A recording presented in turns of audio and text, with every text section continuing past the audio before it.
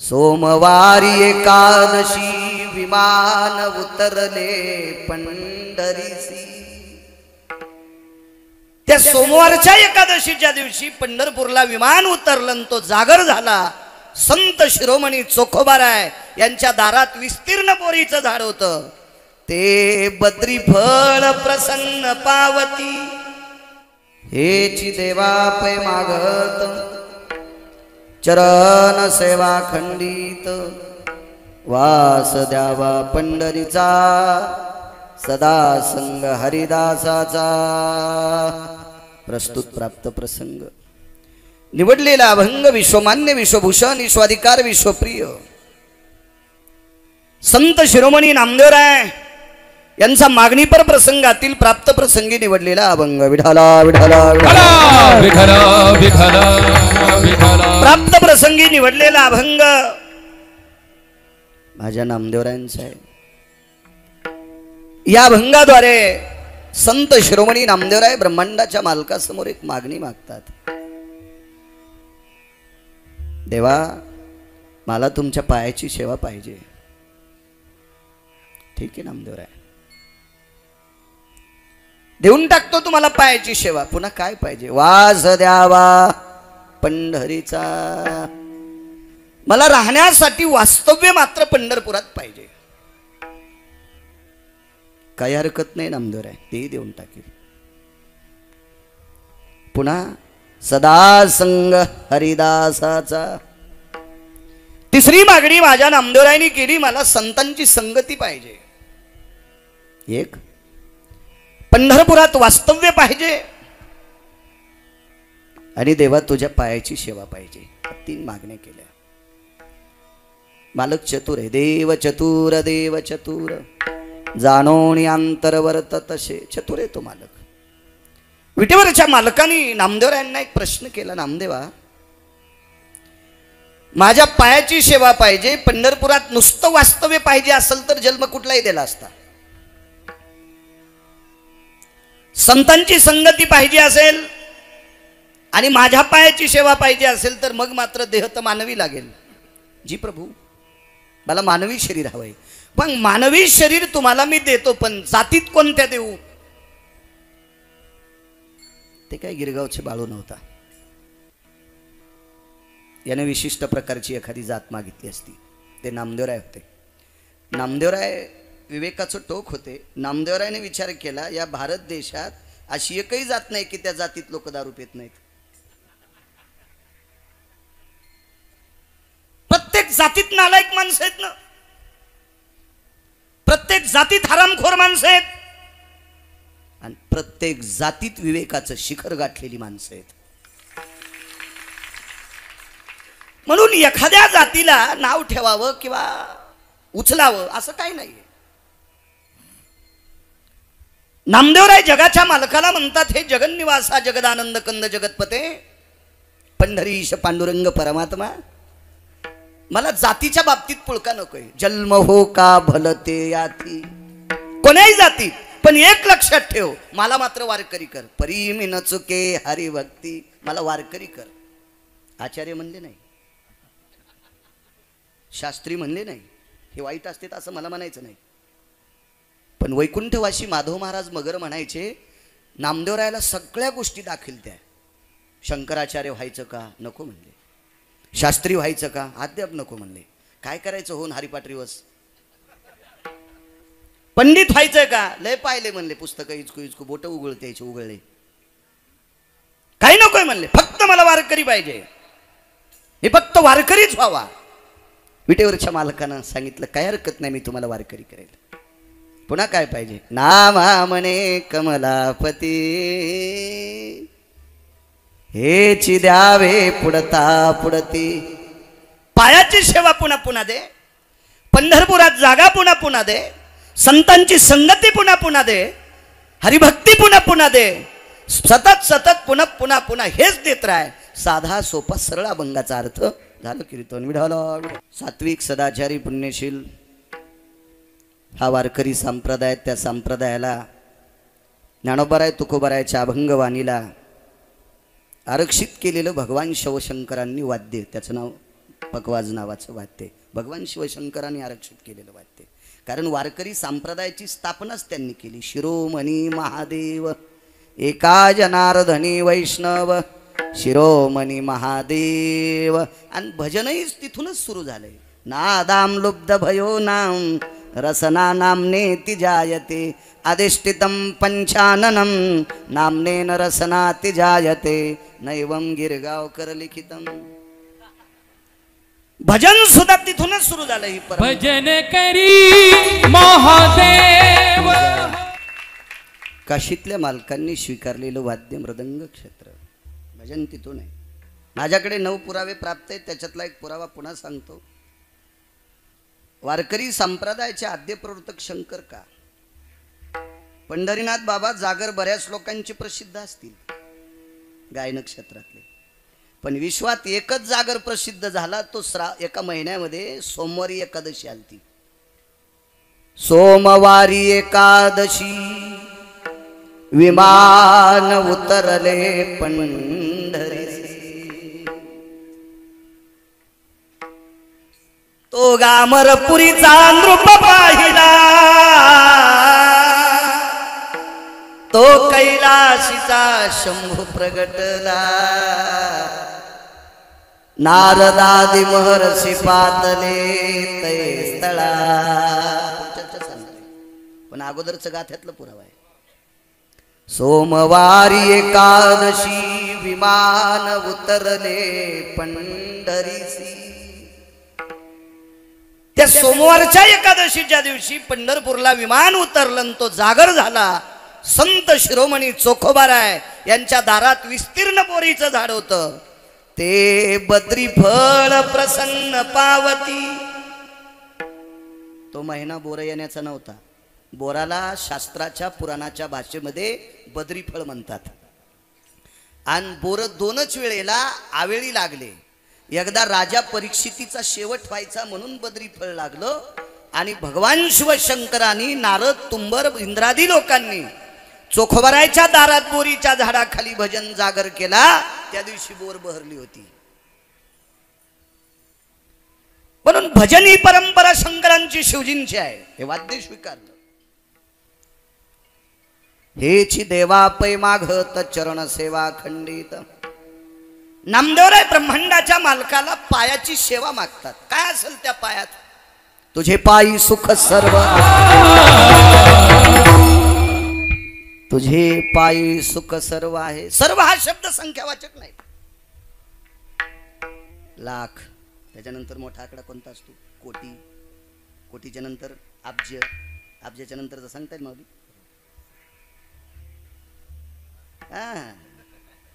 नाशिक सोडून मुंबईला कशाला चालले? अलीकडचं सांगा ना. शंखां पराय भासयो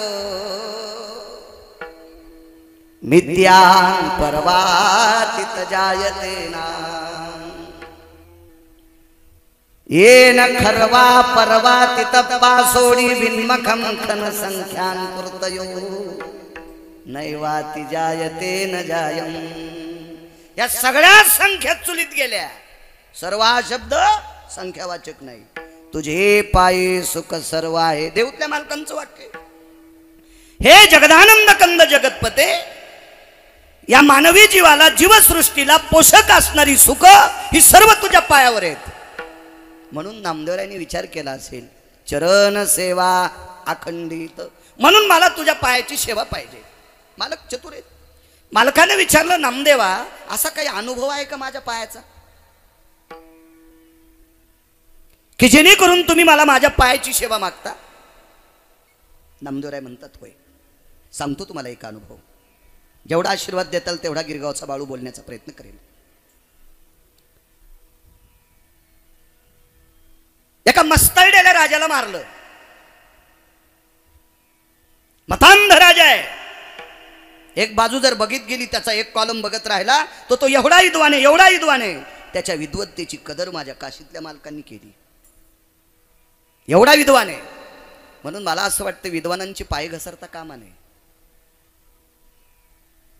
जिल्ह्यापेक्षा तालुका मोठा झाला की कलेक्टरला कळत नाही कुठं बसावा. लोक आपल्याला मानतेत याचा अर्थ आपण लय शहाणेत असा नाही. एरवी तरी पुशे कोण पावे देवासाठी मान, आपल्याला त्याच्यामुळे किंमत आहे. हिशोबात राहा. विठाला विठाला विठला विठला विठला विठला विठला. विद्वान आहे पण एक पाय घसरला. जगाच्या मालकीनीकडे पापात्मक दृष्टीने पाहिलं. तो बलशाली श्रीमंत राजा, फार मोठा श्रीमंत. मला असं वाटतं आता जर तो जिवंत असायला तर त्याच्या विरोधात आमदारकीला फॉर्म भरायला कोणाची मायवेली, कोणाची मायवेली त्याच्या विरोधात फॉर्म भरायला. एकीकडचं भिताड 269 किलोमीटर लांबीचं होतं. उंची 11.5 फूट, रुंदी 4.5 फूट, सगळं भरीव होतं. पंढरीनाथ बाबा 2 फुटाचा कोपरा काढला तर किती बायकाला नेकलेस होतील. दबन का कोणाचं बटन मला सांगा ना तुम्ही. पण एक बाजू खाली गेली, आचरणाची बाजू संपली. वारकरी संप्रदाय अभ्यास कमी असला तरी चालेल, पण या संप्रदायात ज्याचं आचरण गोड आहे त्याला डोक्यावर घेऊन नाचतेत. आणि आचरण कळाल्यावर इतका आपटीत येत, इतका आपटीत येत. मला वाटतं भारतातल्या कोण्याच दवाखान्यात त्याचं ऑपरेशन होत नाही. ती आपटून घ्यायची वेळ नाही येऊ दिली पाहिजे विद्वानांनी. मागचे बोलू नका. जिथं जागा असेल तिथं बसा. मला आणता आली असती ना 2-3 एकर जमीन बी आणली असती. बसा आपोआपल्या हिशोबाने. विठाला विठाला विठला विठला विठला विठला. त्या राजाला मारलं. भगवान प्रभू रामचंद्र विजयाची गुढी घेऊन परत आले. दुःख वाटलं. 14 वर्ष 29वा दिवस उजाडलेला होता. अयोध्या सोडून 14 वर्ष 29व्या दिवशी अयोध्या बघितली. राजदरबार बघितला. त्या सिंहासनावर पादुका ठेवलेल्या होत्या. त्या पादुकावर छत्र धरलेला शत्रुघ्न होता. भगवंताने विचार केला. आपण वशिष्ठांनी सांगितलं राज्याभिषेक पुन्हा करायचा आहे. त्यावेळेला सगळा दरबार बदलून टाकू. पूर्ण वेगात सांगतो. पूर्ण दरबार बदलला आणि विश्वाच्या मालकानं विश्वाच्या मालकिनीला एके दिवशी दरबार दाखवला. हौसाने एखादी गोष्ट बायकोला दाखवत जावं, पण तिचं मेमरी कार्ड चांगला असावा.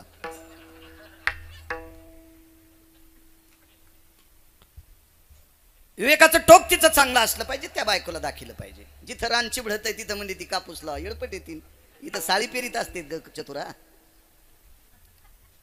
लवणातलं रान आहे तिथं साळ पेरावा. इथं कसं जमल कापूस लावायला, जळून जाईल ना सगळं. आईसाहेब विवेकाचं टोक आहे. आणि रात्री मध्यरात्रीच्या वेळेला निशापती ढळलेला होता. जेने स्थान स्थांडिले हो निशापती,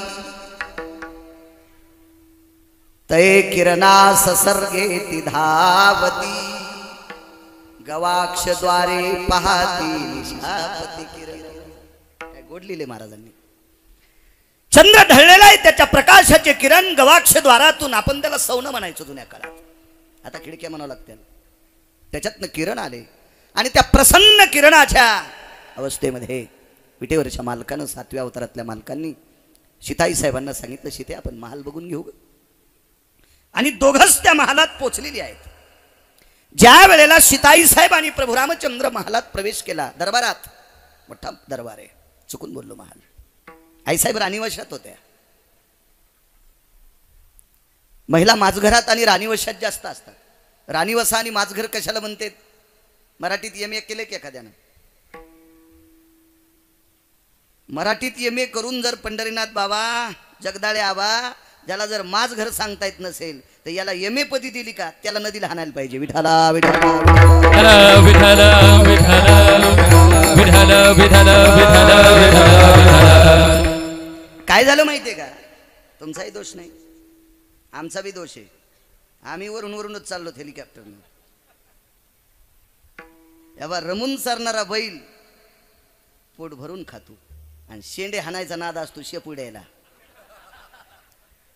आमचे बी नुसते शेंडेच हाणायले तिकडे तिकडे, ओरिजिनल सोडूनच द्याले. विठाला विठाला विठाला विठाला विठाला विठाला. म्हणून ज्ञानोबराय तुकोबराय ओरिजिनल पुरस्कार विदेशातल्या माणसाला जातोय.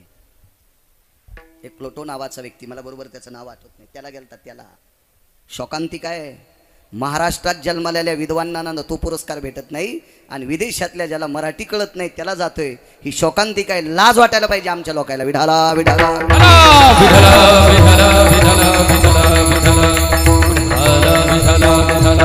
दरबार बघण्यासाठी नेलं. बघितलं मंत्री महामंत्री सुमंत्री प्यादा गुमास्ता स्तुती पाठक सगळे जागा दाखविल्या. परत आले. सीताई साहेबांना विचारलं, सीते जी, वाक्य किती गोड बोलले. सीते जी, इतकं वजनात बोललं पाहिजे माणसानं बायकोला, पण इतकं बायकोला वजनात बोलण्यासाठी बुटा हरपायला नाही पाहिजे. बुटा हरपिल्यावर जर वजनात बोलली तर ती राहिलेल्या बुटानं थुत्तर फोडीन. हे मात्र ध्यानात ठेवत जा. हे आचारसंहिता असते, कुणाची नियम आहेत ना, नियमित. मला असं वाटतंय घोडं जर टाच हाणल्याबरोबर जर रस्त्यानं गोड चलत असेल तर माणसं दिसल्यावर बसणाऱ्या टाचा काऊन हाणायच्या. घोडी मस्त चालली बरं काशी, तिसऱ्या चालीवर चालली. पहिली दुसरी तिसरी चाल. तिसरी चाल म्हणजे टोकाची असते 45ची स्पीड मोटरसायकलची. तिसऱ्या चालीनं घोडी चालली आणि माणसं दिसल्या उगाच तिला टाच आणायला. घोडी लई शहाणी होती. ती म्हणली जसं चालायचं तसं चालायले तरी मला टाचाच आणायला. घोडी लोंबकळलेल्या बोरी खालून गेली. बसणाऱ्याचं चट थुत्तर वर वाढून गेलं.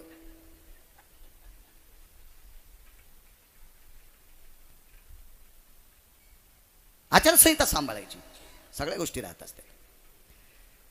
पत्नीनं पत्नीची जागा सोडायची नाही आणि पतीनं पतीची जागा सोडायची नाही. संसारातले नियम आहेत. आपण सासऱ्याच्या पुढून जाताना सुनेनं पदर पडू द्यायचा नाही आणि सून स्वयंपाक करताना सासऱ्यानं चुलीला पाय लावून शेकायचं नाही. असा सासरा असन तर पेटलेली धिलपी त्याच्या तोंडात हातुड्यान ठोकायची, इकून निघली पाहिजे. हरामखोरा, तुला सगळं बैठकीत भेटते, कशाला पाय लावून शेकायला. आचारसंहिता नियम आहेत. प्रत्येक गोष्टीचे नियम आहेत. नियम आणि यम, वाक्य नीट ऐका. नियम आणि यम दोघं मित्रच आहेत. नियम आणि यम एकाच माईचे लेकर आहेत. नियम आणि यम हृदयस्थ मित्र आहेत. पण नियम मोडला यम घेऊन जातो. मग कशातला बी असू द्या, कशातलाही असू द्या, नेम कशातला नियम मोडला की यम चपका हाणतोस. सीते काय वजनदार शब्द आहे. जी मालक तिकून जी शब्द सापडा. मला वाटतं 2 लाख रुपये तोळा जरी इकत घेतला तर जी शब्द सापडायचा नाही. गावरान तुपात चपात्या बुडून खालात तुम्ही सासऱ्याच्या संपत्तीत आणि सासऱ्यानं आवाज द्यायला सुनबाई काय झोपीत भिताड पडन तुमच्या अंगावर. झोपीत हो, काला झाल्या मरण एखादी. त्या सासऱ्याची प्रॉपर्टी खाताना आनंद वाटतील, त्याला जी म्हणता येत नाही. इतक्या जोरात बोंबलतात की ते बहिरे व्हावा. काय करायचं कीर्तन? तुम्ही 100-200 कीर्तनकार शिजून खाल्ले तरी पुण्य नाही. आळंदीतल्या मालकांनी सांगितलंय ज्याला इथं नीट वागता येतं का ते वरिण्याच्या लायकीचे. याची परत्रपुसशी काही आहिकची धड नाही. इथं संसारात नीट वागता येत नाही, रक्ताच्या नात्यातल्या लोकांना नीट बोलत नाहीत. वरी नेण्याच्या काय लायकीच आहे? तुम्ही तर पेटून देता स्वर्ग. हे सनकऱ्यान टाक पेट्रोल दिकाळी लावून जाळून टाकताना तिथलं नाही. माझ्या माई ज्येष्ठ लोकांचा आदर करणं हे सर्वात मोठं भारतीय संस्कृतीतल्या स्त्रीचं काम आहे. बॉम्ब टाकलाय तुमच्यावर, तुमचा आणि माझा काही द्वेष नाही. मी याच्याकरता बॉम्ब टाकलाय. माझ्या वारकरी संप्रदायाने पुरुषापेक्षा स्त्रियांना डोक्यावर जास्त घेतलंय. ज्या घरी कुलस्त्रिया राज्य राणी व संपत्ती, या देशाची श्रीमंत संपत्ती काय असेल तर माझ्या पवित्र देशाची संपत्ती तुम्ही आहात. तुम्ही चुका करता कामा नाही. माझ्या माईंनो, चुका करता कामा नाही. तुम्ही चूक केल्याच्या नंतर त्याचे पडसाद आपल्या लेकरावर पडतेत आणि ती लेकरं नालायक झाल्यावर या पवित्र देशाचं वाटोळं करतेत. असं होऊ नये याच्याकरता तुम्ही चुका करायच्या नाही. चला सीते जी, इथपर्यंत आलतो. तुला दरबार कसा वाटला ग? वाक्य नीट ऐका. पहिला शब्द गेला. सीते तुला दरबार कसा वाटला ग? 1 नाही 2 नाही काय नाही. भगवंताच्या लक्षात आलं झोपीने व्याकुळ असेल. कशाची झोप आली? लक्ष्मीला झोप असती वे. रातच्या सुरू झेंती सुरू झेन लक्ष्मीला कशाची झोप आली? झोपलेल्याच्या कपाळाला पण लक्ष्मीत लावतेत. कायमचा झोपलेला कळतो ना तुम्हाला? भिंतीला टेकलेला कणकीचा गोळा, 2-4 उदबत्या, 7-8 मथाऱ्या रडायला. कसे दिसायलेत बाई? म्हणलं इकून येते मी इकून. मृताचे नि ललाटे रमाधिष्ठित लोके नैवम गिरगाव कर लिखितम. अरे मृत माणसाच्या कपाळाला नाणं लावतात म्हणजे मेलेल्यांच्या सुद्धा लक्ष्मी त्याच्यासाठी जागे. ती कशी झोपेल? दुसरा शब्द टाकला. सीते जी दरबार बरा वाटला? बरा आहे प्रभू. याचा अर्थ सीतेला पसंत नाही. एकांतात विचारलं, सीते विचारू काय प्रभू? चरण सेवा अखंडिता. नामदेवराय विटेवरच्या मालकाच्या पायाची सेवा का मागतात? कशा करता मागतात सेवा? सीते विचारू तुला? विचारा प्रभू. तुला काय वाटलं दरबारात? काय नाही प्रभू. स्वर्गातली लोक आलती, स्वस्ती श्रेयांचे लोक पाहून गेले, बृहस्पती महाराज सुद्धा आलते, कुलगुरू महर्षी वशिष्ठांचं मार्गदर्शन आहे. आधी करून बऱ्यापैकी ऋषी मुनी योगी जपी तपी सिद्ध योगी या ठिकाणी येऊन गेलेत. तुमच्या चुकीला कोण चूक काढणार आहे तुमच्या याच्यात कर्तव्यामध्ये? नाही पण सीते तू अशी उल्हासदार प्रसन्नपणाने का म्हटली नाही? एक बोलू प्रभू, एक बोलू. मी ज्या वेळेला 6 महिने 26 दिवस तुमच्यापासून बाजूला होते, वाक्य नीट ऐका. 6 महिने 26 दिवस प्रभू रामचंद्रापासून सीता लांब होत्या असं पुराण सांगते. आणि पुराण एखाद्या गलफट माणसाला जरी पटत नसेल तर देहूतल्या मालकाला आवडते. पावे पुराणी. हो, मग एखाद्या नालायकानं नाक वाकडं केलं असेल, तू तिकडेच जाय उसातल्या डुकरावानी. तुकोबाराय मान्य करतेत ना, जी तुकोबाराय ज्ञानोबाराय मान्य करते ते आपल्याला मान्य करावं लागेल. ते जे मान्य करत नाहीत ते आपण मान्य करायचं नाही, हे लक्षात ठेवा. 6 महिने 26 दिवस तुमच्यापासून बाजूला होते. तुम्हाला काय वाटत होतं? सीते विश्वाचा मालक आहे मी. माझ्या प्रपंचात अडसर आल्याच्या नंतर मला फार दुःख होतं. मग प्रपंचातल्या या दुःखाला मुक्त करण्याची ताकद कोणात? पवन सुतात, मारुती आहेत. त्याने या दुःखातून मला बाजूला केलं. मग त्याला आपल्या दरबारात जागा नसावी? मालक एक सांगू, हनुमंताचं नाव आठवलं की मला माझं कुंकू आठवतो. मारुतीरायचं नाव स्मरणात आलं की मला माझं कुंकू दिसतंय. हो मालक, आम्ही राजा दशरथाच्या 4 सुना सौभाग्यानं जर मिरवत असोल तर याची एकमेव कृपा आहे, तो हनुमंत आहे. नाही तर राजा दशरथाच्या 703 पत्न्या, 703 पत्न्या होत्या राजा दशरथाला, 703.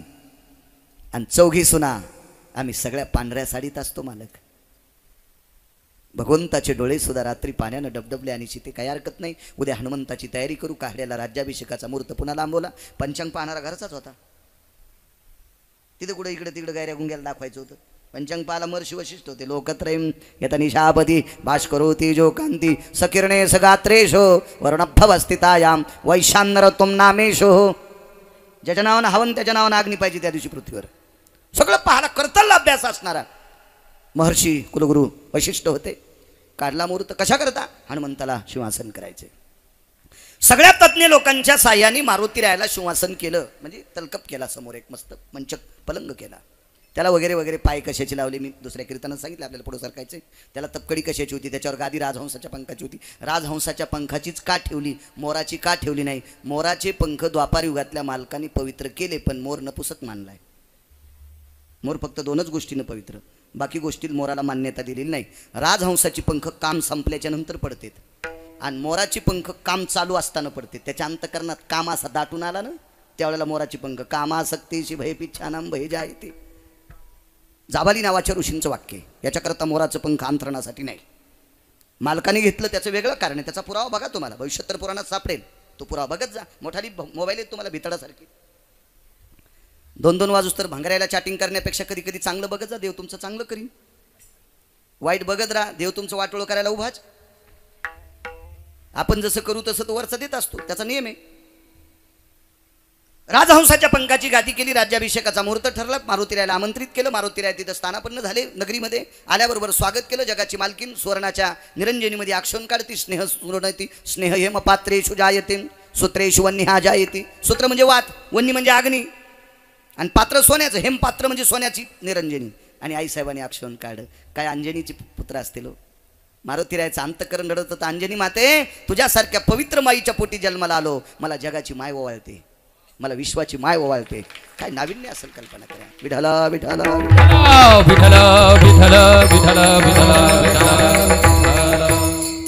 मला ओवाळते जगाची माय. लक्ष्मणजीनं प्रभू रामचंद्राने एक दंड धरला आबा, आणि मारुतीरायाला मोठ्या आनंदानं त्या व्यासपीठापर्यंत, व्यासपीठ चुकून बोललो, त्या आसनापर्यंत नेलं. मारुतीराय तिथे गेल्याच्या नंतर मागं सरकले. विचारलं प्रभू रामचंद्राने लक्ष्मणजीनं, अरे हनुमंत तुला बसण्यासाठी केलंय. ऐका म्हणे प्रभू, ज्यानं वासनेला विस्तू लावलाय त्याला भोग काय करायचा? ज्यानं वासनेला पेटून दिलंय त्याला गादी काय करायची? त्याला पलंग काय करायचा? हे भोगाचे लक्षण आहेत. हे काय करायचं देवा? मी वासनेला विस्तू लावलाय, मला नकोय. वा, मारुतीरायनं सांगितलं देवा ज्यानं वासनेला विस्तू लावलाय पंढरीनाथ बाबा त्याला भोग काय करायचा? मालक दिवचू लागले. मालक म्हणले, आबा हनुमंता मी जगाचा मालक आहे आणि कोणी कशावर बसायचं हे तुम्हाला शिकितोय. पण जे कामात ओरिजिनल असतात का ते कोण्याच ओरिजिनल माणसाचं मानित नसते. त्याचं काम ओरिजिनल असते. एका बाईला 2 पोरं, एक कवा नाशिकला फेरफाटका आणून यायचं, एक कायमस्वरूपी कांद्यात. ते नाशिकून येत होतं का घुटके खाऊ खाऊ सुंबळे. जेवताना त्याची मायन बाप इतके बोलायचे, ते म्हणला किती बोला काम तर करीत नाही, ऐकून घेते. आणि कांद्यात रात्रंदिवस शेतात मकेत काम करणाऱ्याला एके दिवशी म्हातार बोललं. ते म्हणला, रामकृष्ण हरी, मी पप्याची माय घेतो म्हणजे त्याची बायको, आणि मी नाशिकला कोणाच्या इथं वाचमनकी करतो माय, मी येतो. म्हातारी म्हणली, बाब्या मी माय असून तुझ्या पाया पडते, चटमाकान कांदे मातीत जाते, तू इथंच राह, पुन्हा नाही तुला बोलायची. खरी सेवा भय काय त्याच्या. ते मारुतीराय होते. मारुतीरायने सांगितलं, प्रभू वामन अवतार तुमचा कितवा सांगता येईल का एखाद्याला? किती भागवत ऐकले तुम्ही? वाट पण लावले काय काही? हा, बर बर बर, खरंच आहे. 5वा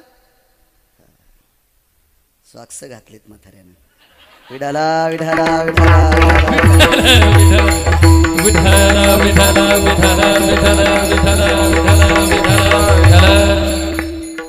चुकाचुकी बरोबर असू, जाऊ दे आता. पुरावा एक विचारला मारुतीरायनं, भगवान तुम्ही वामन अवतारात कसे होते? बटू होते. कोणता अवस्था होती? ब्रह्मचारी.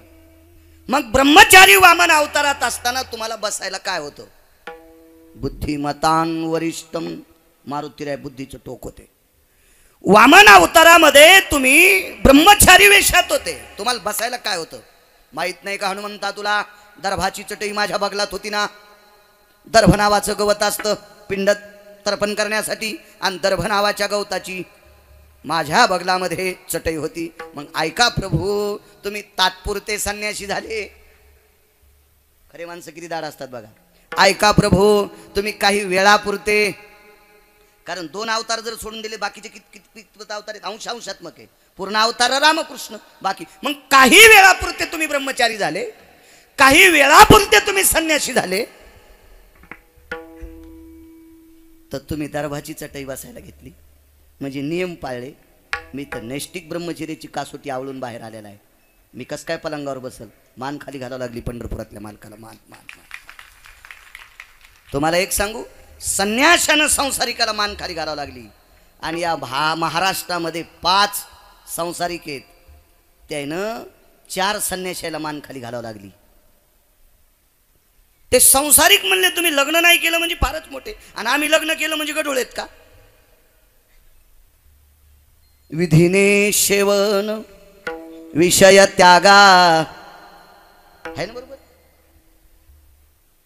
या गोष्टी जर आपण अधिकार तत्वात आणल्या तर आपणही त्या बरोबरीच्या असू. इथं मात्र संन्याशानं संसारिकाला झडपिले. तो संसारिक म्हणजे जगाचा मालक आहे. नाईलाजाने सीतेला सांगितलं, सीते हे बसत नाही पलंगावर.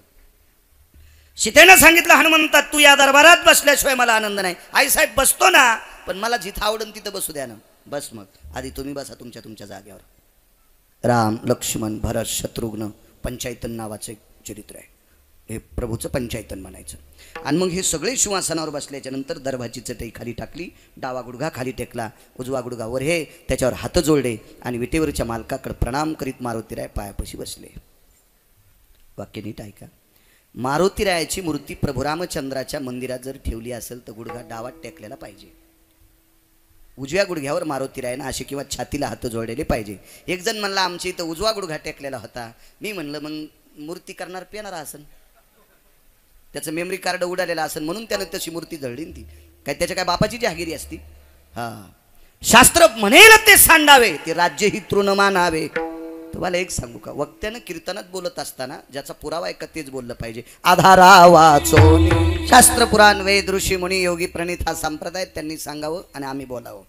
आमच्या मनचं बोलणं गोहत्या समम पापा भक्षंती रुधिरो भवा, एक तर गाय मारल्याचं पाप लागतंय, अन्यथा गाईचं मांस खाल्लं इतकं पाप लागतंय वक्त्यानं चुकीचं कीर्तनात बोलणे. डावा गुडघा टेकून मारुतीराज समोर बसले.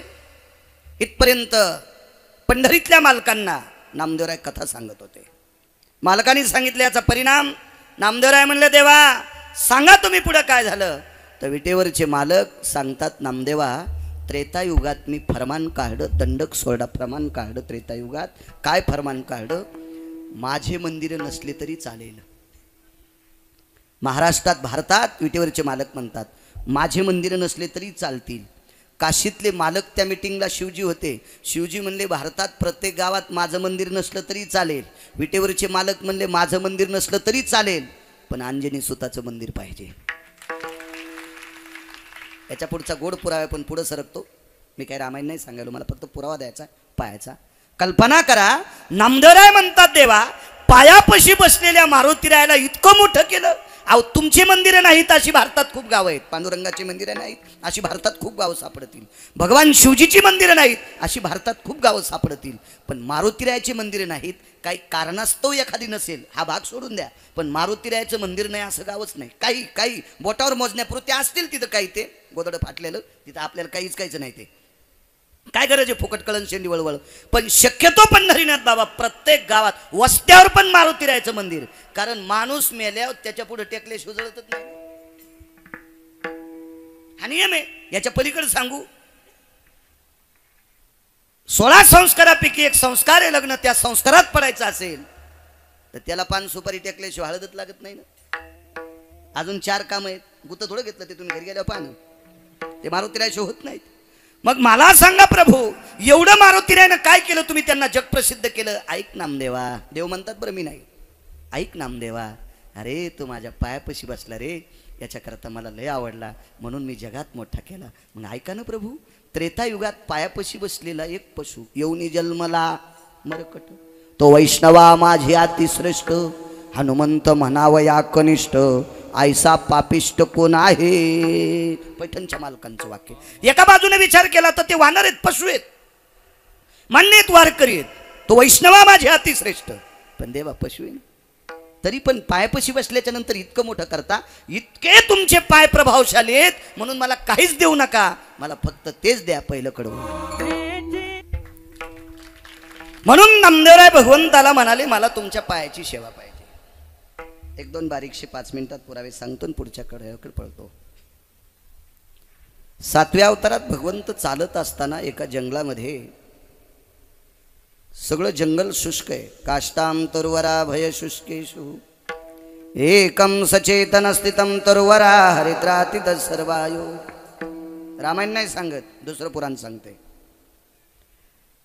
ते पुराण म्हणतंय सर्व रान वाळलेलं आहे, एक झाड हिरवं आहे, त्या झाडाखाली एक पाषाण आहे, लांबलचक माणसाच्या लांबीचा पाषाण आहे.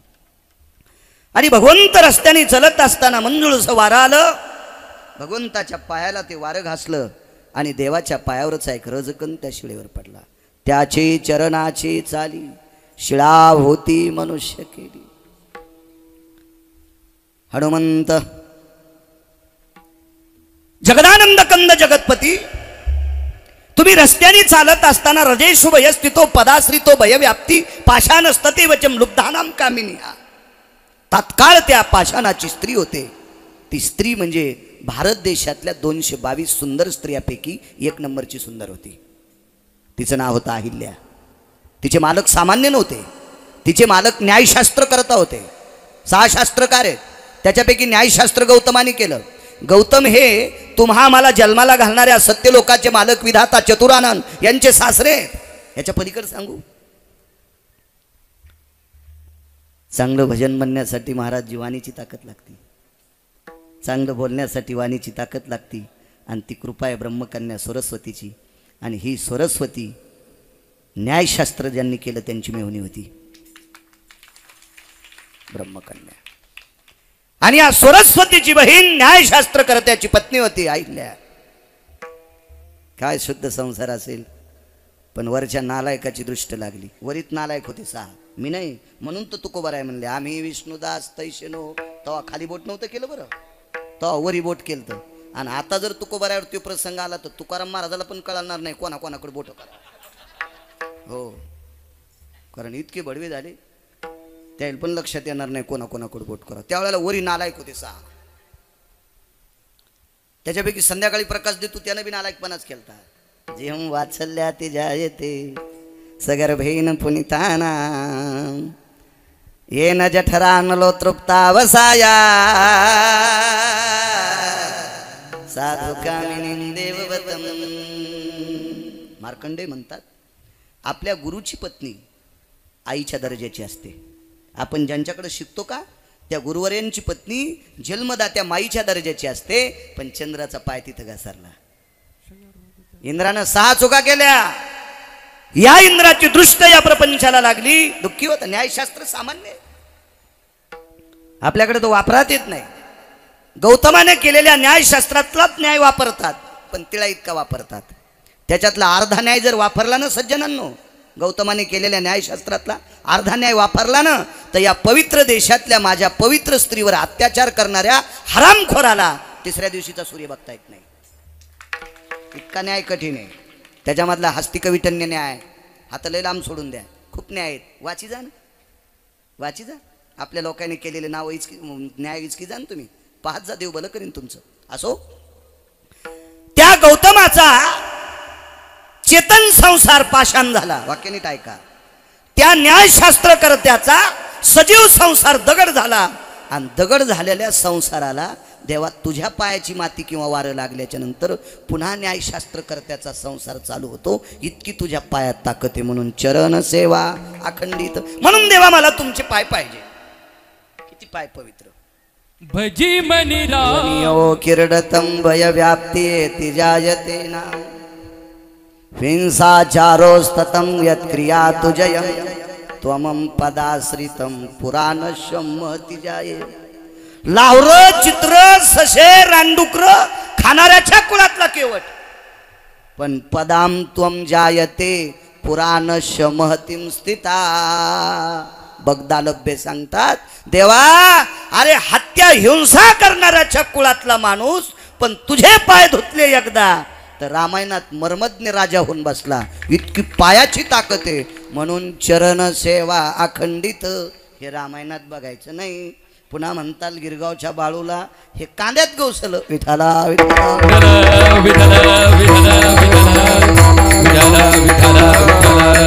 असेल केवटाचं चरित्र पण हे दुसरीकडचं काढायचं. लय पुराणे तो. रेल्वेचे 2-4 डबे लोखंडाचे चाक असते ते चाक मोडून जातील इतकी पुराणं येतं. आपल्याला कुठं गवसत भांगाऱ्याने लिहिलेलंच गवसत आपल्याला.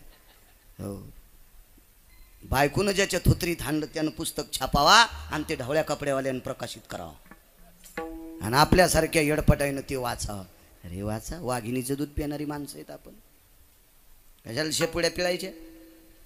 ज्ञानोबराय तुकोबरायचा परमार्थ म्हणजे वाघिणीचं दूध आहे. अमृताला लाजविला असा परमार्थ आहे. भांगाऱ्यात देवायच्या पण नादी लागू नका. नांदेड पासून हा जो उभा पट्टा आहे का पार मुंबईच्या अलीकडचा कोपरा कल्याण पस्तूर इथपर्यंत या पट्ट्यातल्या लोकांनी ज्ञानोबराय तुकोबराय सांगते त्यात देवायच्या पुढे वाकायचं. कारण का त्यांचं ऐकायचं. या वारकरी संप्रदायात या पट्ट्यात अशी संत जन्माला आले त्याने काशीतल्या मालकाला आणि पंढरपुरातल्या मालकाला घरी कामाला लावले. अशी संत या पट्ट्यात जन्माला आलेत आणि तरी आपण पिरापशी बोकडे कापितो. असा कापीन यम आपल्याला उभा. यांच्या व्यतिरिक्त आपण नाही ऐकायला पाहिजे. चुकी चुकी. म्हणून चरण सेवा अखंडित. पत्नीचं हरण केलं रावणानं. बिभीषण मारुतीरायच्या संगतीत प्रभू रामचंद्राच्या पक्षात गेले आणि एकदाच बिभीषणानं पाय धरले. एकदा पाय धरल्याबरोबर नुसतं कळालं को भवा हा लंकेशो दशग्रीवोती जायते बांधवाती क्रिया.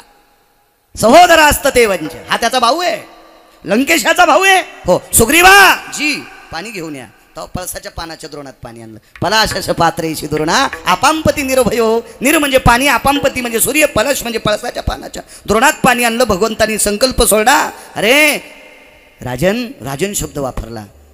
तुझे दादा किंवा तुमचे दादा इतके अडुसट आहेत, इतके निर्बुद्ध आहेत की मी सीता नेल्याशिवाय राहणार नाही आणि तो मरेपर्यंत सीता देणार नाही. म्हणून नाईलाजानं मला त्याला मारावंच लागणार आहे. मी सीता नेल्याशिवाय राहणार नाही, तो मरेपर्यंत सीता देणार नाही. इतका रगील तो आहे आणि त्याला मारल्याशिवाय मी सीता, त्याला मारीन पण सीता नेईनच हा मी बी इतका ठाम आहे. आणि तो मारल्याच्या नंतर मला सुतळीचा तोडा पण लंकेतला नको, तुम्हाला लंका देऊन टाकतो. रावण मारायच्या अगोदर लंका दिली, संकल्प सुटला. माझे नामदेव आहे देवाला विचारतात, देवा असं कसं करता? शरणांगता वज्रपंजरू 5 प्रभेद आले रामायणामध्ये, 5 त्याच्यातले 2 सांगतो. पाय धरल्यामुळं लंका भेटली. 1 सुमाली नावाच्या राक्षसानी सप्रेम भेट दिलेली लग्नातली आंदन शक्ती होती. ही शक्ती लक्ष्मणाच्या अंगावर नव्हती, ही विभीषणाच्या अंगावर टाकली होती. एका शास्त्रकाराने विचकिलं, विभीषण हा चिरंजीव आहे, ह्या शक्तीनं मरत होता का? 2 शास्त्र सांगतात, गत्वास बांधवेची सगत्रे अशुद्धोभय स्थिता. ही शक्ती त्याच्या रक्तातल्या नात्यांना त्यांना प्राप्त झाल्याच्या नंतर त्यांना आदेश आहे, रक्ताच्या नात्यातल्या लोकांना प्राप्त झालेली वस्तू त्यांनी त्यांच्या प्राप्त स्थितीतल्या अंगावर टाकली तर ते संपत असतात. या अनुषंगानं विभीषण संपला असता.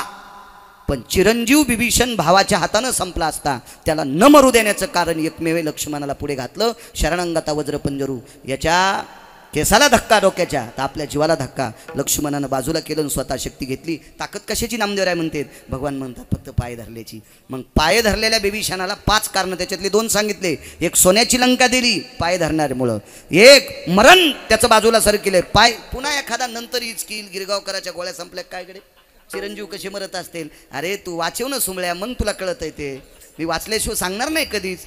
हा तुम्ही प्रांजळ माणसं आहात पंढरीनाथ बाबा, तुम्ही मान्य करताल. पण एखादा परमार्थातला निबरगट्ट माझी कॉलर धरून विचारीन, बाळ्या हे कशात लिहिलंय? तेव्हा धोतर पिवळं होऊन सोपा पिवळा होईल.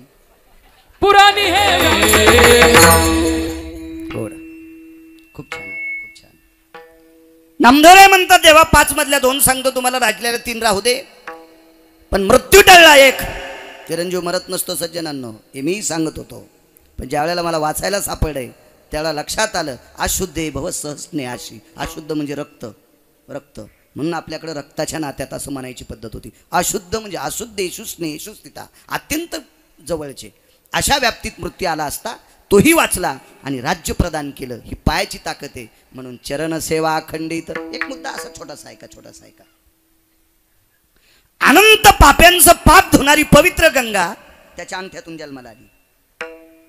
सगंगोदकम अंगुष्टो भयस्थितो धिरायतो यदाभिषेक नियोगेन स्नाना प्रीत्यर्थ सकल स्थिता प्रातः स्नान युनियोगो न सर्वस्थितो पदाश्रितां चरणारविंदो भयस्त्यातो गंगोदकम आह्वानांचे प्रियतान्न मम. हे आमच्या कर्मकांडात होतं.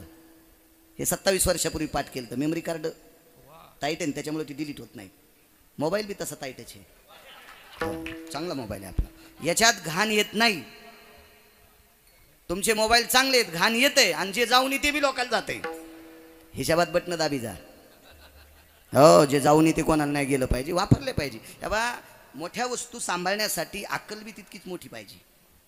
त्यानंच मोठ्या वस्तू घेतल्या पाहिजे. एका गरीब माणसाला पंढरीनाथ बाबा 15 किलो तूप दिलं. एका माणसानं गावरान तूप दिलं.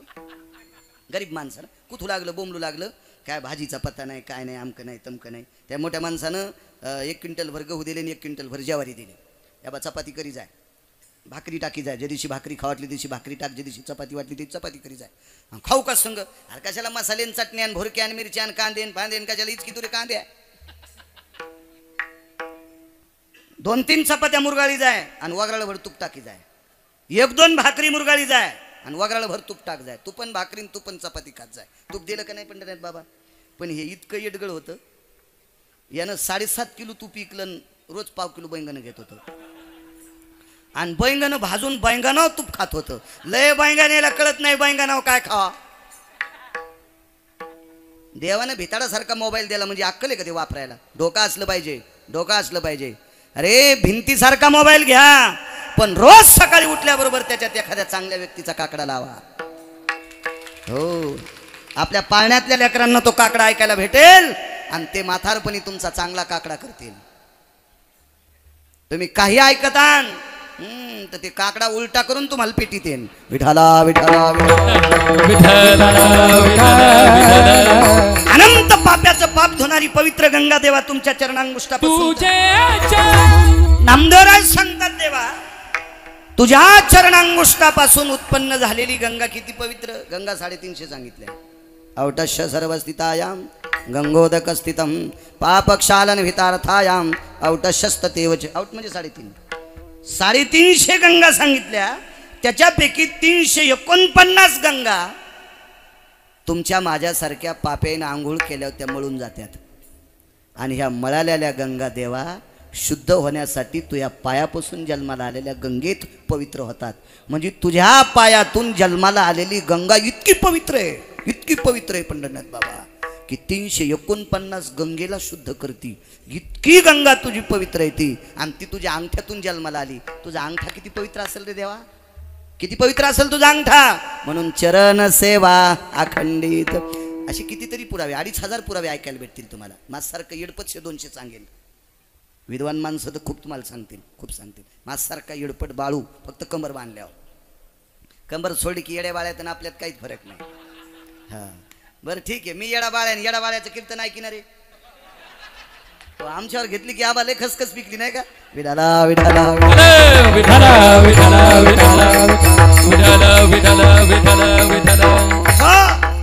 मग एवढे देवा पावे पवित्र याच्या करता चरण सेवा अखंडित. भगवान म्हणतात नामदेवात पाय देऊन टाकले पुन्हा काय पाहिजे ते दुसऱ्या कडव्यात.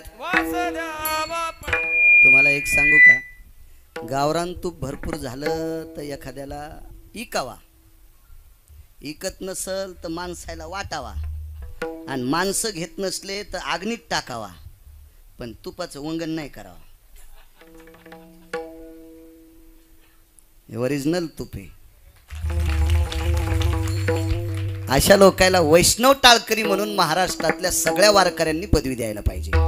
वैष्णव टाळकरी. विठाला विठाला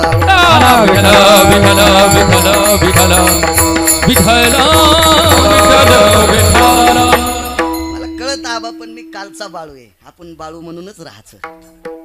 कळत आपल्याला. मोठ्या लोकांनी दखल घ्यायला पाहिजे. आयुष्य घातलं या लोकांनी संप्रदायात. काय त्यांच्या चाली.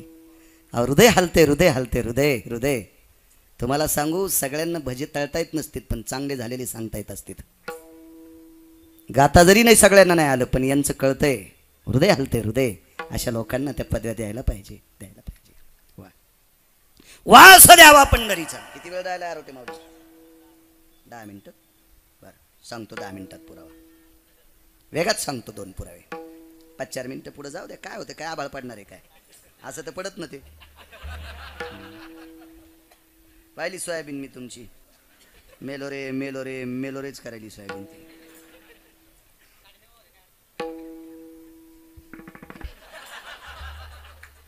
अरे वा रगिले गुत्तेदार.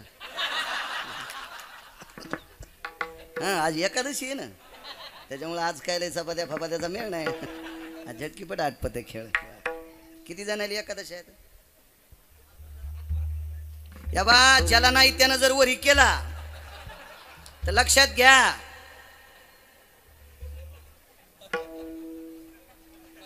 हात खाली करा. जाऊ द्या बरी यायचं. तुम्ही किती फुरसन डोक्यावर घेतात. लवंगाव मंगळवार धरीते. लवंगाव लवंगाव तुकाराम महाराजाची चुलती आहे का तू? लवंगाव मंगळवार धरीती, पांढरे बुधवार धरीती. एखाद्याच धरायला काय होतं, ह्या कडीची त्या कडीला एकाही बाईचा हात खाली नाही पाहिजे. नवरात्रात पूर्ण साबुदाणा खाती. हो कोण सांगितले तुम्हाला उपास? कालच बोंबवलं कीर्तनात. या महाराष्ट्रातल्या पवित्र वारकरी संप्रदायातल्या बाईनं फक्त 3 उपास धरायचे. एकादशी, सोमवार, शक्य असेल तर प्रदोष, नाही तर 2च उपास धरायचे. तुम्ही शोधा. या अष्टादश संतांनी 3 उपासाच्या व्यतिरिक्त जर कोणते उपास सांगितले असतील तर ज्यानं पुरावा द्याला त्याच्या चपला डोक्यावर घेऊन नाचतो. फक्त 3च उपास. कारण सांगू तुम्हाला, परवाला लग्न झाल्याच्या नंतर 1.5 महिन्याच्या आत नवरीची गर्भपिशवी काढावी लागली. गर्भाशयाची पिशवी काढावी लागली. डॉक्टरने निकषांती सांगितलं ही जास्त उपास धरीत होती. बाकीचे उपास धरीत आणि एकादशी सोडून देतात. एकादशी प्रत्येकानं धरायची. फार मोठी शक्ती द्या एकादशीची. चला पुन्हा कधी योग आलाच सांगा. हे म्हणते मेला आमच्यावर बॉम्ब टाकी तू. हे बा सरळ चालणाऱ्याला सांगत असते. मुंग्या कधी बी रांगेत चलत असतात. मुंग्याची रांग माहिती ना तुम्हाला. मुंग्या कधीच रांग तोडीत नाहीत. मुंगळे कोणीकडे इकडे थोत्र, इकडे रुमाल, इकडे धोतर, इकडे पॅन्ट, इकडे कसा, इकडे दोंबडा. कशाला मुंगळ्याच्या नादी लागू मी. हे हिशोबात बसत तर नाहीत तर चलतीन का. त्याचं कारण सांगतो. मुंग्या सात्विक असल्या की मुंगळ्याचं मुंडकं दाबी त्यात. तुम्ही याला टाळ्याच वाजवायले. ज्या घरची स्त्री बलशाली, लक्षात घ्या, ज्या घरची स्त्री बलशाली सदृढ, त्या घरी आलेला वारकरी उपाशी जातच नाही. आबा जात नाही. पंढरनाथ बाबा जात नाही. आणि ज्या घरची स्त्री मरीज, त्या घरचा माणूस वार करायला घरी नेतच नाही. बरोबर बरोबर बरोबर. हो या या या होतात कीर्तनाला. बरं झालं बरं तुमचं घर आहे. हो हो या. तुला हाणायला पाहिजे सोंबळ्या. तुझी पप्याची माय उचकाणी आहे ना, त्याच्यामुळे तुला घरी नेता येत नाही ना. मालकाचं वजन वाढवायचं असेल तर तुम्ही नियम पाळा. चला वास द्यावा पंढरीचा. इंद्राचं 5 प्रकारचं अमृत अशुद्ध झालेलं शुद्ध केलं चोखोबारायाने. हे पुरावे मी खूप कीर्तनात सांगितले. चोखोबारायाने अमृत शुद्ध केलं इथपर्यंत पुरावा आहे. पण वाक्य नीट ऐका. इंद्राला ज्या वेळेला नारदाकडनं संदेश मिळाला 124 यज्ञ केले इंद्रा, तरी अमृत शुद्ध नाही. 123च होते. 24वा यज्ञ करण्यासाठी जयंतीचं लग्न करावं लागलं. तो लग्नातच करता येत असतो तो यज्ञ.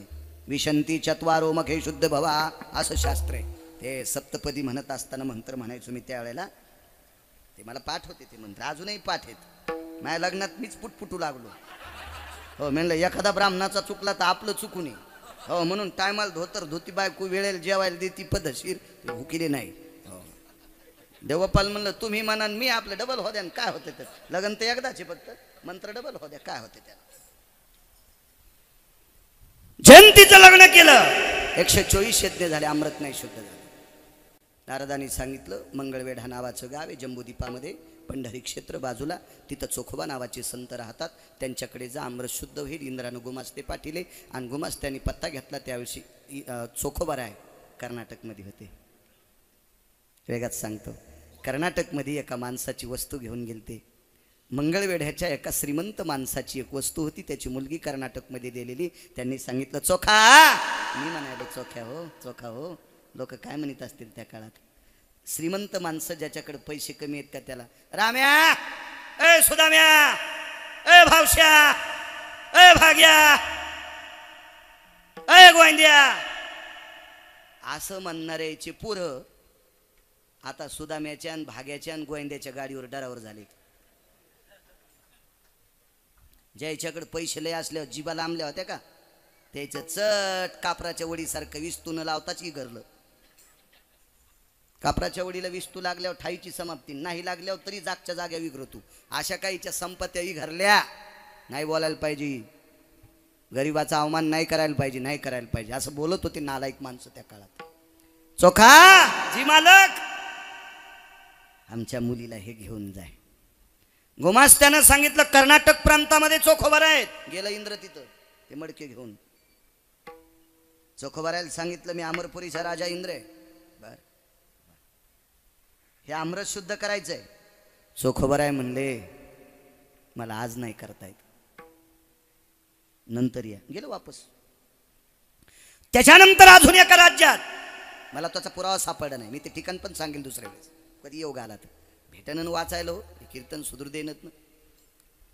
एकदा हिरव्या पेंट हिल लागल्या माणसाला मागचं दिसतच नाही काही. ते नारळ सुधरूच देणं माणसाला.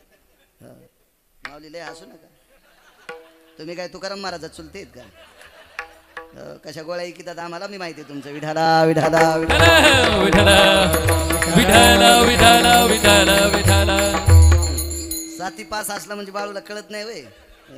एका चपक्यात कलेक्टर झालो असतो पण इकडे घुसल्यामुळे ते नको वाटलं. विठाला विठाला विठाला विठाला विठाला विठाला.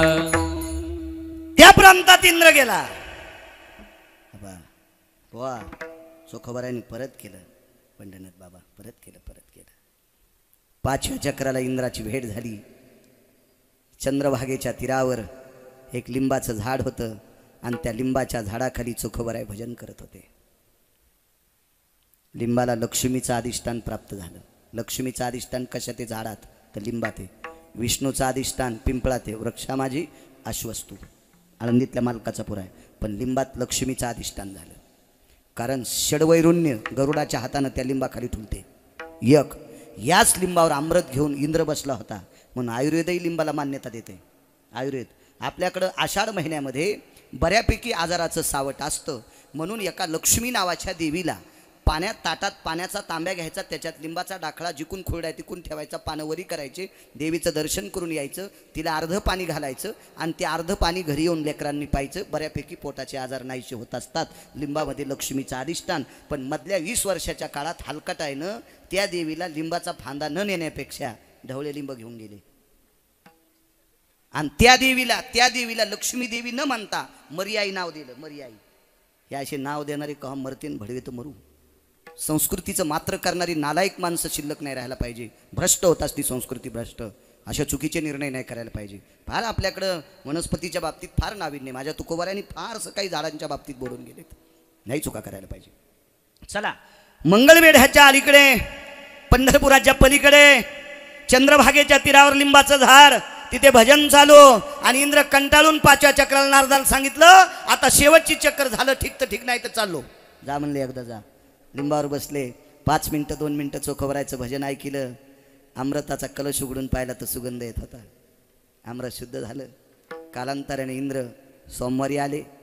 त्या दिवशी एकादश होती. सुरुवातीला सांगितलं सोमवारी एकादशी. त्या विमानात आले. एकांतात चोखोबरायला बाजूला घेतलं आणि सांगितलं, महाराज मी अमृताचा कलश घेऊन कर्नाटकमध्ये आलो. मी अमृताचा कलश घेऊन तेलंगणामध्ये आलो.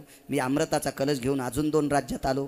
पण त्या 4 ठिकाणी तुम्ही अमृत शुद्ध केलं नाही. आणि मंगळवेढ्याला ज्या वेळेला मी आलो, पंढरपुराच्या तिथं मी आलो, त्यावेळेला मी तुम्हाला बोललो सुद्धा नाही. नुसता वरी फांदीवर बसलो तर अमृत शुद्ध झालं. चोखोबरायच्या डोळ्यातून पाणी टप टप टप टप पडलं. आणि इंद्राला सांगितलं, अमृत शुद्ध करण्याची ताकद माझ्यात होती, पण पंढरपुरात असलं तर ती ताकद चलती. अमृत शुद्ध करण्याची ताकद माझ्यात विटेवरच्या मालकानं दिली, पण स्थान महात्मे, जोपर्यंत मी पंढरपुरातल्या भूमीत थांबत नाही तोपर्यंत माझ्याच्यानं अमृत शुद्ध होत नाही. मग स्वर्गातल्या लोकांना जीव घालायची ताकद पंढरपुरात आहे. अमृत शुद्ध करून तिथली लोक आमराही जेवविती. अमर लोकांना जीव घालायची ताकद, अमृत शुद्ध करण्याची ताकद या पंढरपुरात आहे. वास द्यावा पंढरीचा. एकच पुरावा 5-7 मिनिटात ऐका, पूर्णविराम करू आपण. बैल किती महागायची घ्यावं, पण आपला बांध आला की आवता खड पाहिजे.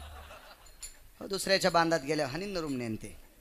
आपल्या आपल्या वेळेत असलं पाहिजे. एका पवित्र माणसाच्या तोंडातून आईसाठी उद्गार चुकीचे पडले. पंढरी किती पवित्र आहे. सगळ्या संतांचे गाथे पाहिले तर पंढरी क्षेत्राच्या बाबतीत हजारो अभंग सापडतील. पण अभंग त्यावेळेला लिहिल्या गेले. अभंगानं दखल पुराणाची घेतली, मग अभंग लिहिले. आधी पुराण पाहिले बाबाजी आणि मग अभंग लिहिलेत. पुराण किती गोड बोलते पंढरीच्या बाबतीत पहा. एवढाच पुरावा ऐका 5-7 मिनिटात. सात्विक सदाचारी पुण्यशील महात्मा एका माऊलीच्या पोटी जन्माला आला. ज्या आईच्या पोटी जन्म घेतला त्या आईच्या बाबतीत एक चुकीचा शब्द तोंडातून पडला. माय, ए माय, तुला सवतीच्या घरचे भांडे घासावं लागतील. तुला तुझ्या सवतीच्या घरचं दास्यत्व करावं लागेल. माय, तुला तुझ्या सवतीच्या घरची चाकरी करावी लागेल. माईला शाप द्याला. हो, माईला तळमळ होती त्याची. त्या मुलाला दुःख झालं तर शास्त्र मान्य करते, पुराण मान्य करते, वेद मान्य करते. पण आई बापाला इतक्या चटकपटक खरडतुरट नाही बोलायला पाहिजे. त्या मुलाचं नाव होतं अरुण. किती मोठा मुलगा. वारकरी संप्रदायानं सकाळच्या पहाटेच्या भजनात त्याची दखल घेतली. उठा उठा अरुणोदय प्रकाश उठा अरुणोदय प्रकाश झाला. उठा सूर्योदय प्रकाश झाला.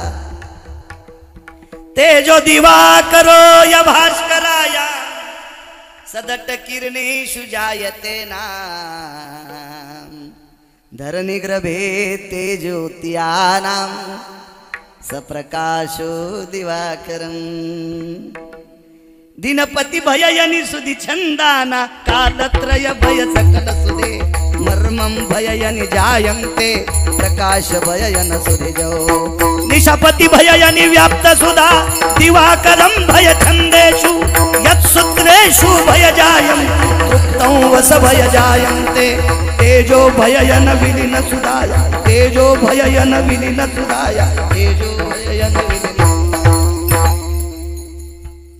ही ज्याच्यात ताकद आहे त्याला सूर्य म्हणतात सूर्य म्हणतात सूर्य म्हणतात आणि त्या सूर्याचा रथ हाकणारा अरुण नावाचा पुत्र गरुडाचा सख्खा भाऊ एका भावानं जगाच्या मालकाला पाठीवर घेतलं आणि एकानं जगाला प्रकाश देणारा सूर्याचा रथ हाकला म्हणून वारकरी संप्रदायाने दखल घेतली सूर्योदय झाला नाही उठा अरुणोदय प्रकाश झाला काय दयाळू संप्रदाय हो काय नाविन्य संप्रदाय हा संप्रदाय पांचट माणसाला डोक्यावर घेत नाही म्हणून पांचटायला डोक्यावर घेऊन जर कोणी चुकीच्या पांचटायला डोक्यावर घेऊन अर्थमोदन करीत असतील तर ते गावाला कुपाटी लावतील दोघाशी पतन सारिखेची हा तुम्हाला एक सांगू का खंडीभर यारांड घेण्यापेक्षा एकच ऊस घेऊन चल जा खंडीभर यारांड डोक्यावर पेंडी बांधण्यापेक्षा एकच ऊस घेत जा कारण सांगू चोट्ट भेटल्यावर एरंडानं हाणलं तर एरंड फुटून जात भूक लागल्यावर एरंड सरकात घातलं तर रस निघालं घरी जाऊन मांडवाला मेड दिली तर मांडव बोकांडीवर पडला काय कामाची ती एरंड चोट्ट भेटलं तरी एका उसात चोट्ट दुमत किलो उसानं निबरडक पेऱ्याचा ऊस असा आणि माझ्यासारख्या निबरडक माणसा पुढे चोट्ट यावा एका चपक्यात तर खाली पाडी ना आता गुडघ शहाणपणा करायला त्या अपघातापासून ऊस तस्करो कृती युक्षुदंडाती जायते एक दुसरं कारण सांगायचे मध्वाचार्यांचा संवाद आहे मध्वाचार्य म्हणायचे येते वार्धक्यम दशा जायते युक्षुदंड हा म्हातारपण झालं नीट चालता येत नसेल तर ऊस सापडाय ना काठी धरूनच चल तस्करम कृती जायते निबरडक माणूस आहे खांद्यावर ऊस आहे अन्न पाठाडात त्याच्या चोट्ट येते आणि भूक लागल्यावर खायनं सुंबळ्या खायनं एरंड कशी खाता येते म्हणून उसायला डोसक्यावर घ्या ना नका एरंड डोसक्यावर घेऊन फिरू याला बी टाळ्यात वाजवायले विठाला विठाला विठाला विठाला विठाला विठाला विठाला विठाला विठाला विठाला विठाला विठाला आईला शाप दिला आणि खरंच तसं झालं त्या शापातून मुक्त गरुडाने केलं ते अमृत आणलं कथा प्रसंग मोठा आहे मला फक्त पंढरीची ताकद सांगायची गरुडाच्या पुरेपूर लक्षात आलं अरुणाच्या पुरेपूर लक्षात आलं आईचा शब्द चुकला होता तिनं एक काम चुकीचं केलं कारण वडिलांनी सांगितल्याच्या मर्यादेच्या अलीकडं नियमाच्या अलीकडे एका अंड्याला छेद दिलता म्हणून अर्धावट शरीराचा पुत्र जन्माला आला आईने केलेल्या चुकीमुळे मला पाय आणि पंख कमी झाले म्हणून आईला शाप दिलता द्यायला नव्हता पाहिजे पण दिलता गेला शब्द शास्त्र पुराण वेदाचा अनुयाय घेतल्याच्या नंतर लक्षात आलं आपण चूक केली या पापातून उत्तीर्ण होण्यासाठी गरुडानं अरुणानं काय काय केलं नसावं तर्पणो भय जायते लुप्त पिंडरा तर्पणम रक्तचंदनम समर्पयामी रक्तपुष्पम समर्पयामी अंगुष्टादी स्नान भय तर्पणविधी केला गंडकी नावाच्या गंगेच्या तीरावर नेपाळ नावाच्या नाही चुकून बोललो नेपाळमध्ये गंडकी आहे तेही चुकून बोललो वंग देशामध्ये चर्मनवथी नावाची गंगा आहे वंग नावाचा देश आहे इचका मोबाईलवर इचका सापडल वंग नावाच्या देशामध्ये चर्मनवथी नावाची गंगा आहे वंग देशाचा राजा या भारत देशातला मानवी सिंह होता त्या सिंहाचं नाव होतं कर्ण आणि या पवित्र गंगेच्या तीरावर कर्णाला एक शाप होता तसे 6 शाप होते त्याच्यापैकी एक शाप होता त्या शापाचं म्हणजे हे ज्याला आपण इकडे नाशिकला नारायण नागबळी करतात ना पितृदोषा दोषा भय स्वदेशो पितृदोषा सर्वस्थितो भय व्याप्ती नाम हिन्मखा क्षत्रियम कुलातिभूषदो कर्ण नाम नेती जायते पितृदोषाचं एक प्रकरण होतं त्या प्रकरणाकरता कर्णाला एक अडचण होती म्हणून आमचे लोक सांगतात ऐका बरं का आता तुमचं लग्न जमत नसेल शास्त्र बरं का त्याला हे चुकीचं नाही फक्त ज्याला कळतंय त्याला शास्त्र म्हणायचं ज्याला कळत नाही त्यानं भारा डोक्यावर बांधून घ्यायचाच नाही का बैलावली शास्त्र बैलाच्या अंगावर किती जरी पोथ्या बांधल्या तर त्याला पोथ्या कळतात का? नाही नाही नाही नाही नाही. पिणाऱ्याला किती पांढरे कपडे घाला, दुसऱ्या दिवशी काळे फट. मालकाचं वाक्य आळंदीतल्या, फक्त पाठकारण करी गेल्यावर काय वाक्य येते ते. भिंतीवर चित्र काढलं पंढरनाथ बाबांनी, त्या चित्राच्या हातात तलवार दिली. ले पहातीचे शस्त्र ते आपल्याला मारित होय. ते चित्र आवरलं ना, पडून गेली या. आणि ते चित्राची माती होती ना, ते काय आपल्याला मारीन का? तसं शास्त्र अत्यंत गोड आहे, पण ते गोडपणानं तपासा, जगाला उपयोग होईल. पोट भरण्यापुरतं जर शास्त्र वापरीत असाल तर पूर्वज नरकाला जातील. विठाला विठाला विठाला विठाला विठाला विठाला विठाला. भरा ना पोट, पोट भरा, पोट भरा. तळ राखणारा पाणी पित असतो, तळ राखणारा पाणी पित असतो, पण तळ राखणाऱ्याने यथेच्छ पाणी प्यावा, आंघोळ करावा. भोकाड पाडून तळ रिकामा नाही करावा.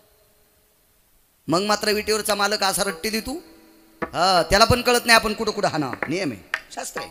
कर्णाच्या बाबतीत ती एक होती थोडीशी सान. आणि या वंग देशाचा राजा कर्ण चर्मनती नावाच्या गंगेच्या तीरावर वृषाली नावाची पत्नी सापडली. याच गंगेच्या तीरावर अरुणाने तर्पणविधी केला दक्षिणेकडे तोंड करून. नाही, पाप संपलं. वाटेल ते तीर्थ वाराणसी गया पाहिली द्वारका, बरी नाही तुका पंढरीच्या. बरंच सांगितले, उदंड पाहिलेत, कितीतरी वर्णिलेत. वाखा अनिता भय पायो दृष्टी चक्षुरुस्तते वचम यत्महती स्थान प्रियानाम पंढरी नैवाति जायते. सगळी पाहिले, इचकिले, वर्णिले, सगळं केलं, पंढरपूरच्या नाही, बरोबरीचे नाही. आणि मग एके दिवशी गरुडाला अरुणाला 3 ठिकाणी संदेश मिळाला. त्याच्यापैकी एका ठिकाणचा संदेश सांगतो. ते संदेश जिथं भगवान प्रभू बाण भातुड घेऊन उभे आहेत. सांगता येईल अशी एक पवित्र भूमी आहे. त्या भूमीमध्ये देवर्षी नारदाचा शाप संपलता. त्या ठिकाणाला बद्रिकाश्रम म्हणतात. नारायण रूपात प्रभू आहेत.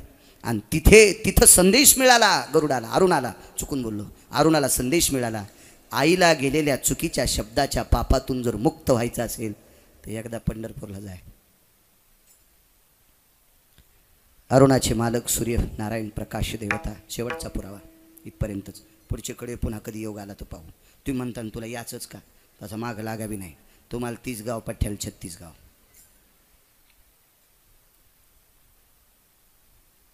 मालकाचं दर्शन घेतलं.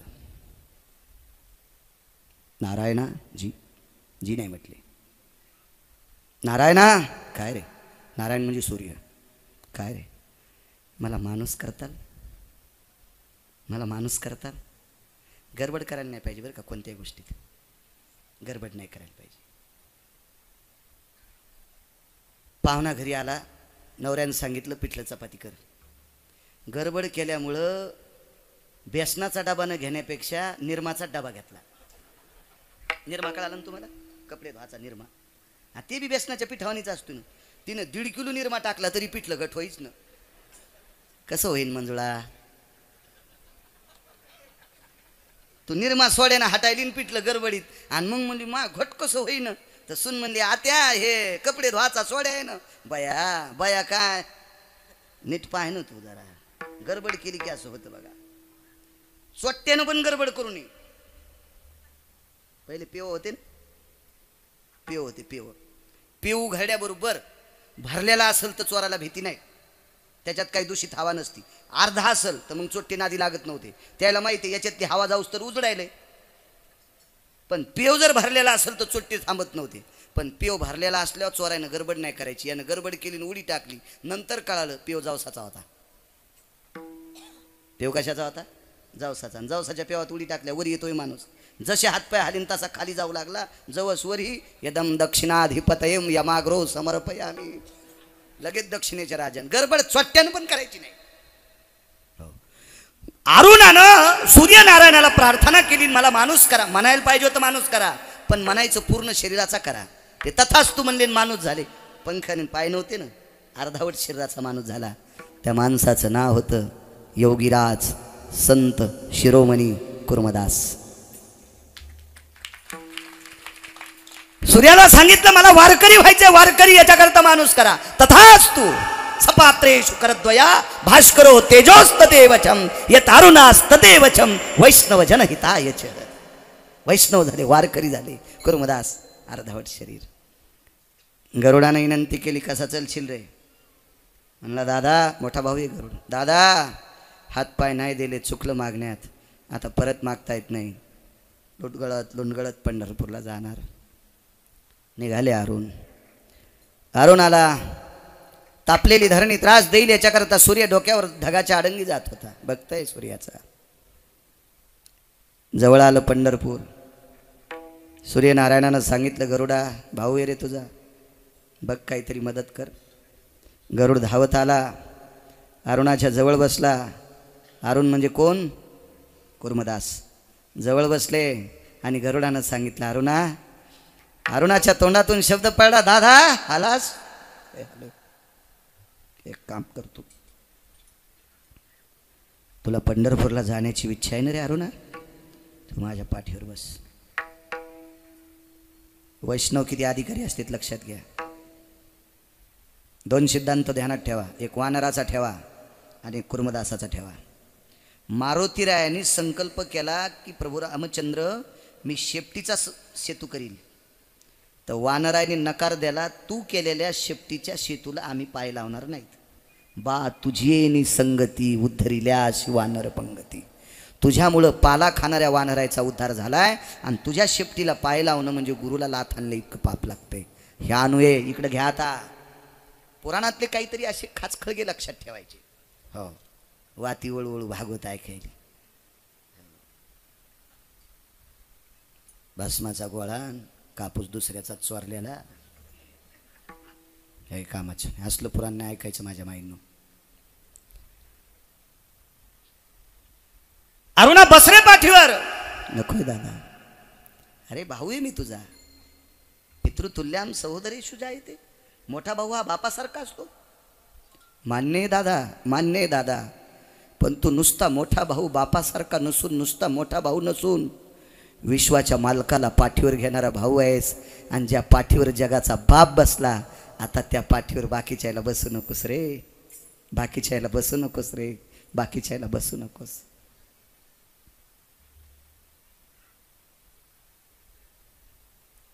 हे वाक्य ऐकल्याच्या नंतर श्रीमद भागवतातल्या सुदाम देवाला स्वर्गातून डोळ्यातून पाणी आलतं.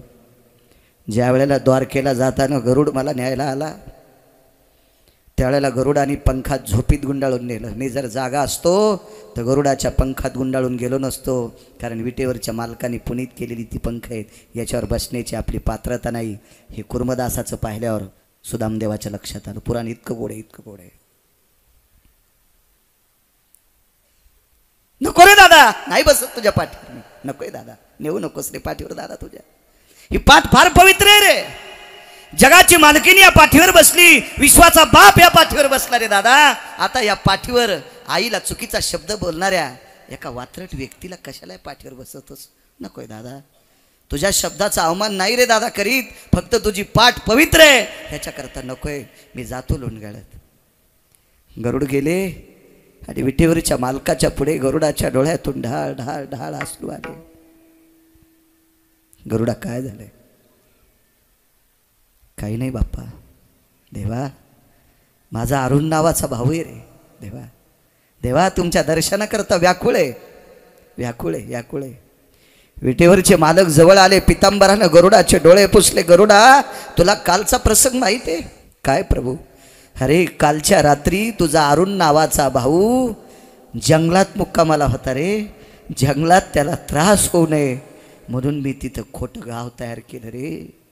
मी अरुणासाठी, मी कुर्मदासासाठी एक गाव तयार केलं. गाव तयार, गाव पंढरपुरातल्या मालकांनी 5च लोकांसाठी तयार केलं. एक तुकोबारायच्या वडिलांसाठी केलं, बोलोबा महाराजांसाठी केलं खोटं पंढरपूर. आणि मी एक गाव तयार केलं रे कुर्मदासा करता. तो जंगलात राहिला असता. मला माया नाही माझ्या भक्तावर. देवा, आता अंत पाहू नका. तू काही सांगायची गरज नाही गरुडा, जातोय मी. दुसऱ्या दिवशी पहाटे प्रभू गेले. ते गाव होतं लहुळ. लहुळमध्ये जगाचा मालक आला आणि पितांबराने कुर्मदासाचं तोंड पुसलं आणि मांडीवर डोकं घेतलं. डोळे उघडून पाहिलं, जगाचं तेज आहे. विश्वाचा मालक आहे. पंढरीश पांडुरंग परमात्मा आहे. अरुणा, माझ्या भेटी करता तळमळ करीत होतास, आलास. आता तुझं अंग खरचटलंय, तुला पंढरी सापडत नाही. देवा, मेलो तरी हरकत नाही, नुसते हाडं जरी राहिले तरी लोणगळत चंद्रभागेपर्यंत येतील. काळजी करू नकोस. आता मी आलोय तुझ्या भेटी करता. ऐका ना प्रभू, तुम्ही माझ्या भेटी करता आलात, पुराणात माझा इतिहास होईल. पण मला एक कलंक लागलेला आहे. माझ्या आईला मी चुकीचा शब्द दिलता. मला बद्रिकाश्रमामध्ये वाक्य मिळालंय, जोपर्यंत पंढरीत जात नाहीस तोपर्यंत तुझा कलंक धुतल्या जात नाही. वाक्य नीट ऐका, पंढरी किती मोठी आहे. तर विटेवरच्या मालकानं सांगितलं, पंढरीत आल्यावर कलंक राहत नाही, पण तू ज्या दिवशी पंढरीला जाऊ म्हणलास त्या दिवशी पाप संपलं. ज्या दिवशी तू पंढरीला जायचं म्हणलास का, रस्ता धरला का, त्याच दिवशी तुझं पाप संपलं. नामदेवराय म्हणतात, देवा, नुसता पंढरीचा रस्ता धरला तर पाप जाते. पंढरी किती पवित्र, वास द्यावा पंढरीचा